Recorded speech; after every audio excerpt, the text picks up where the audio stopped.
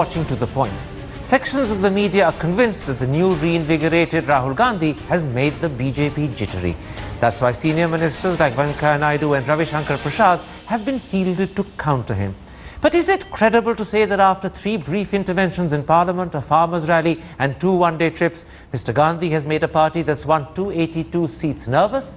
Joining me now is BJP spokesperson GVL Narasimha Rao, Congress MP and spokesperson Abhishek Singhvi, and the executive editor of Headlines Today, Javed Ansari. Mr. Narasimha Rao, after his 3 interventions in Parliament, his Punjab visit and now his Padyatra today in Vidarbha, there's a view that Rahul Gandhi has made your party the BJP jittery. And proof, people say, is that senior ministers like Venkaiah Naidu, Ravi Shankar Prasad, Harsimrat Kaur and Paswan are now being deputed and fielded to counter him. So let me ask you bluntly, are you nervous and worried?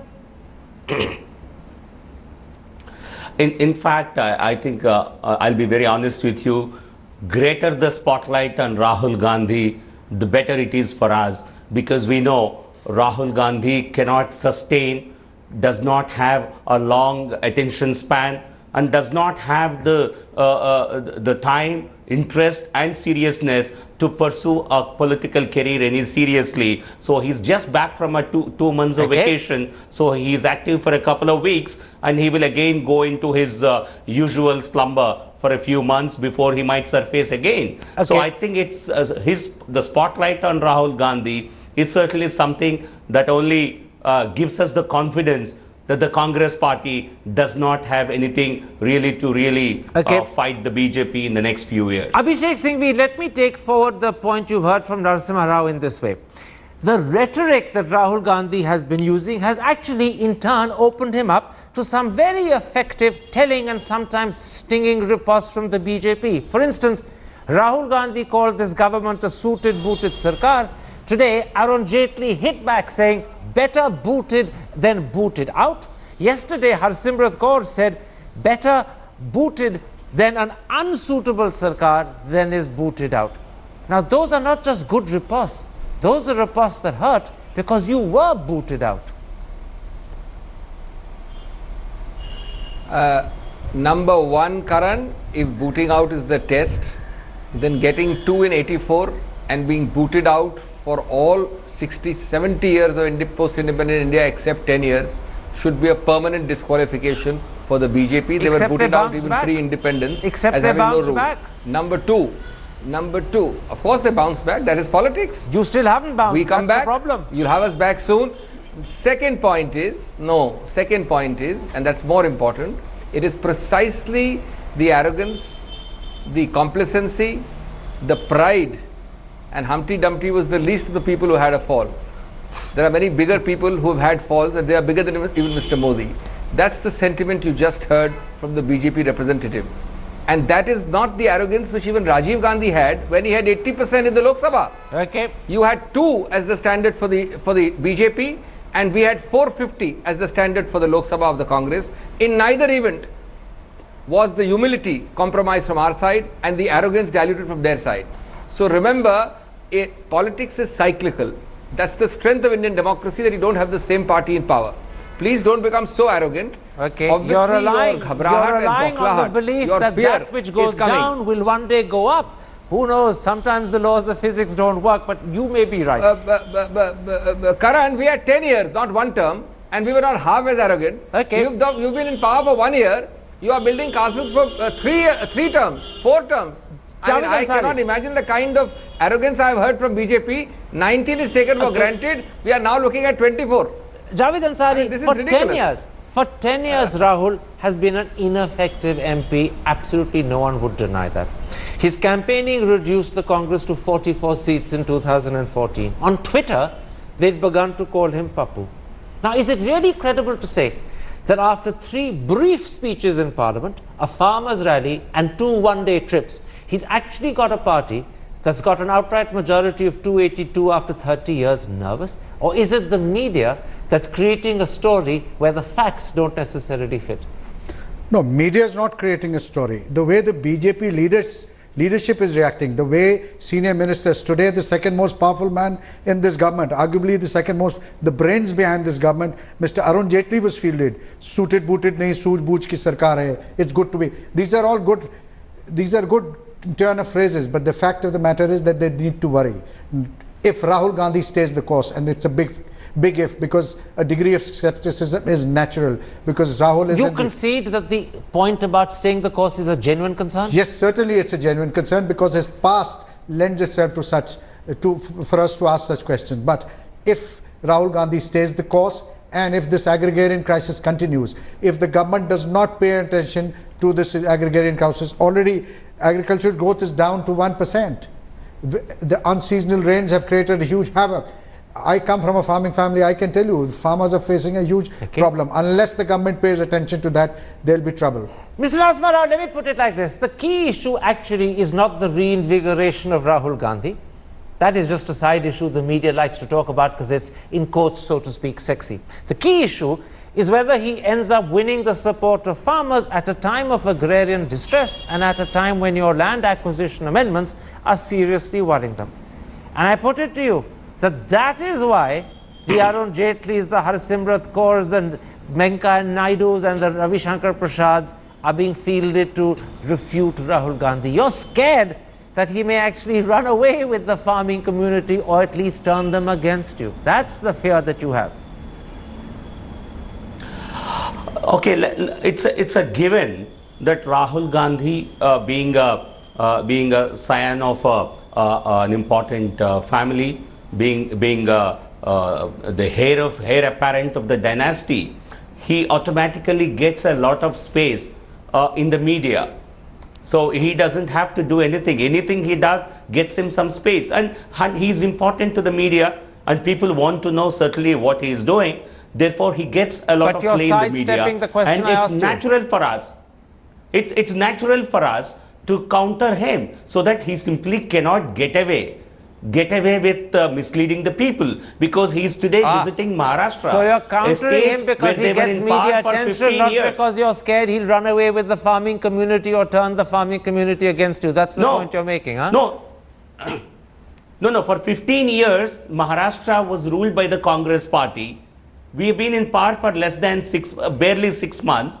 And the agrarian crisis today in Vidarbha is mainly because of their own mishandling. 70,000 crores was spent on irrigation by Rahul Gandhi and his friends, his political friends. And what has it yielded? Just not even 1 acre of land under irrigation has been added in Maharashtra.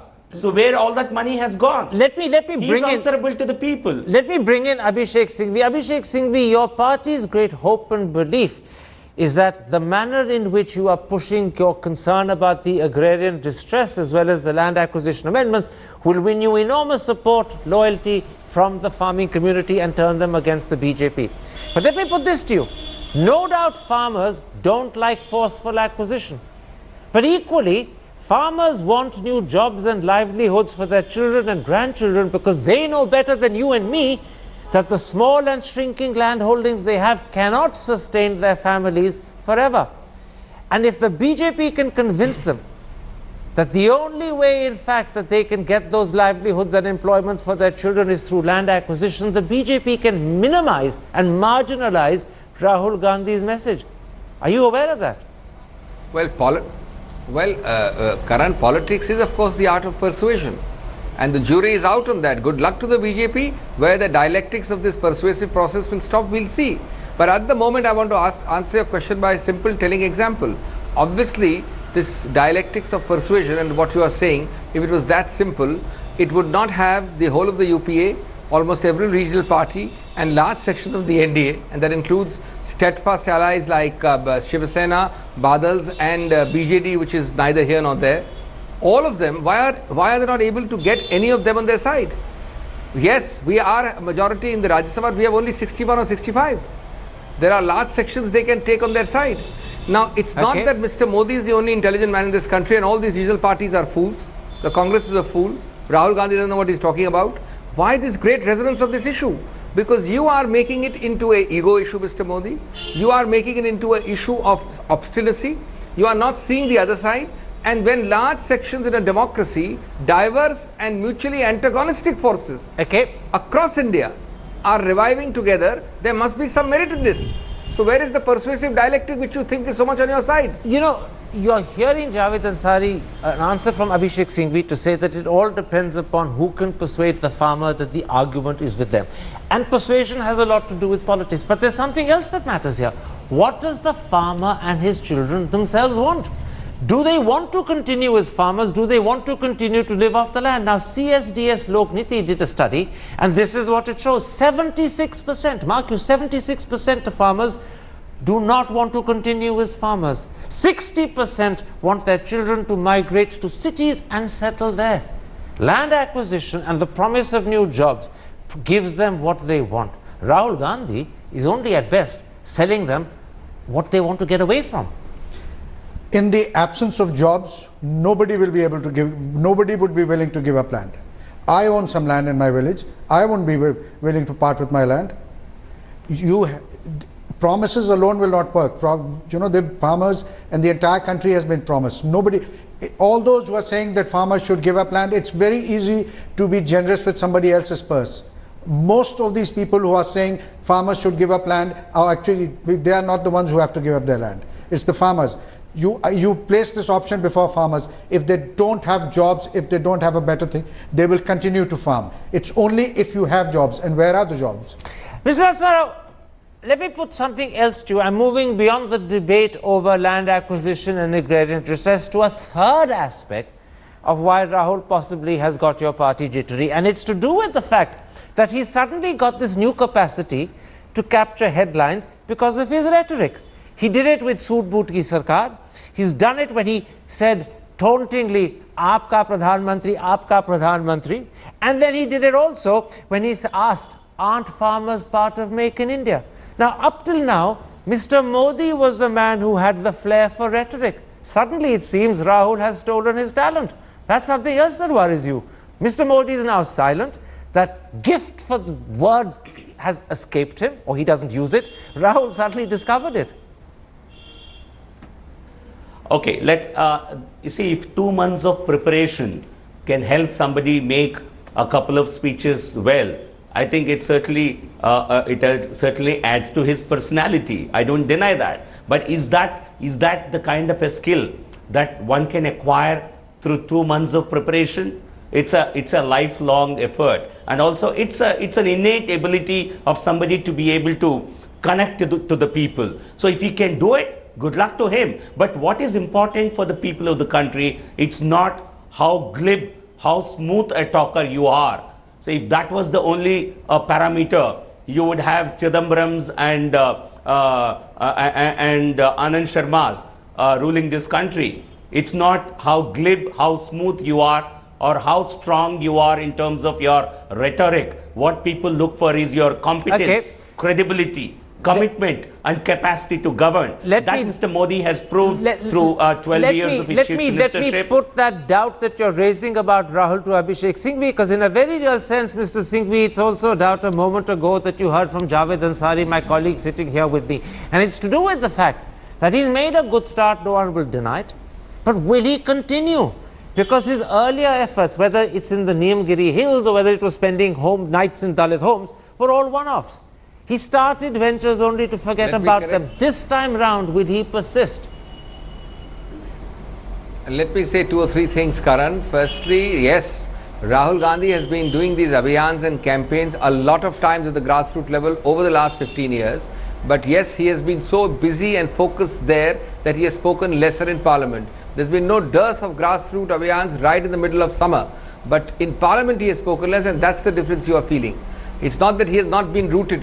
Secondly, if the word glib and rhetoric can be applied to anyone, there is a big question mark in this country today, that is Mr. Modi all talk, all hope, all aspiration, all dream and no delivery?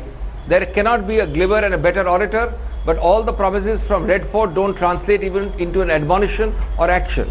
And thirdly, ultimately only time will tell. We have to wait. You can't say that he's good now. That we is are now the truth. prophesying that he'll be bad in the future. That is the truth. It applies as much to Rahul Gandhi as to Mr. Modi. Ultimately, only time will tell. I don't know if you meant it to cut both ways, but you're an honest politician, and I suspect that you probably did. You've given me the perfect end to this show. Ultimately, only time will tell whether Rahul Gandhi continues. Ultimately, only time will tell whether Rahul Gandhi's really brought the jitters to the BJP. Ultimately, only time will tell whether Rahul Gandhi can revive his party, whether this is just a blimp on the road to oblivion. Thank you, Abhishek Singhvi, for that wonderful ending. I owe you a big thanks, and my thanks to all my other guests for joining me today. There we end this episode. If you have been, thanks for watching. Goodbye.